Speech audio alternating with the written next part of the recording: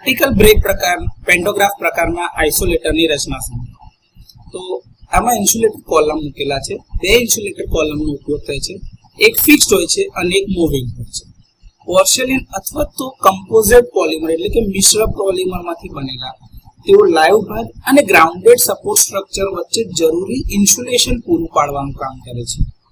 Fixed insulator conducting આર્મનો એક છેડો ધરાવે છે, જ્યારે મૂવિંગ ઇન્સ્યુલેટર એક મિકેનિઝમ સાથે જોડાયેલ છે જે વર્ટિકલ મુવમેન્ટને મંજૂરી આપે એટલે કે પરમિટ કરે છે કે ભાઈ અપ ડાઉન મોશન થઈ શકે.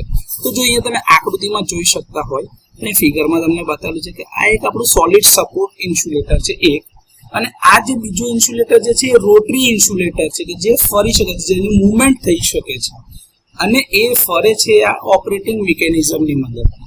અહીંયા તમે આ જોઈ શકતા હોય તો આ જે તમારું છે એ પેન્ટોગ્રાફ સ્ટ્રક્ચર મૂકેલું છે, જે તમે ટ્રેનના ઉપરના ભાગ પર બી જોયેલું છે.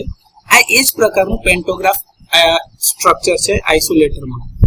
એમાં કન્ડક્ટિંગ આર્મ્સ જે મૂકેલા છે એ આર્ટિક્યુલેટેડ આર્મ્સ છે, જે સામાન્ય રીતે એલ્યુમિનિયમ અથવા તો કોપરના બનેલા હોય છે.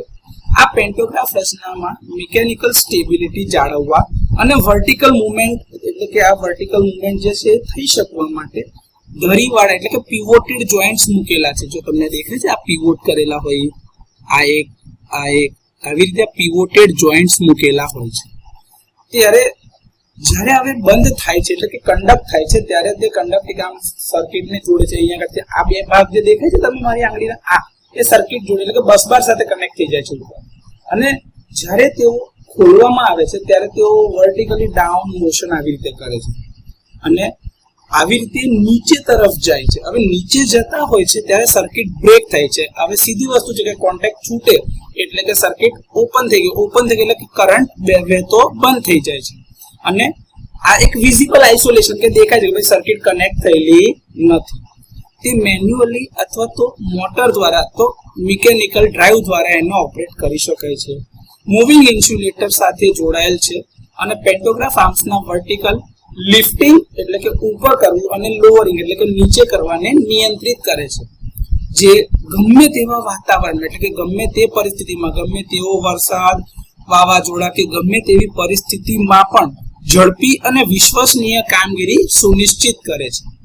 સિલ્વર પ્લેટેડ કોપરના કોન્ટેક્ટ જે છે એનો ઉપયોગ સામાન્ય રીતે ઓછા કોન્ટેક્ટ રેઝિસ્ટન્સ અને ટકાઉપણાને સુનિશ્ચિત કરવા માટે થાય છે, જેના કારણે પેન્ટોગ્રાફ આર્મ પરનું મૂવિંગ કોન્ટેક્ટ સ્થિર બાજુ પરના ફિક્સ કોન્ટેક્ટ સાથે જોડાયેલ રહે છે.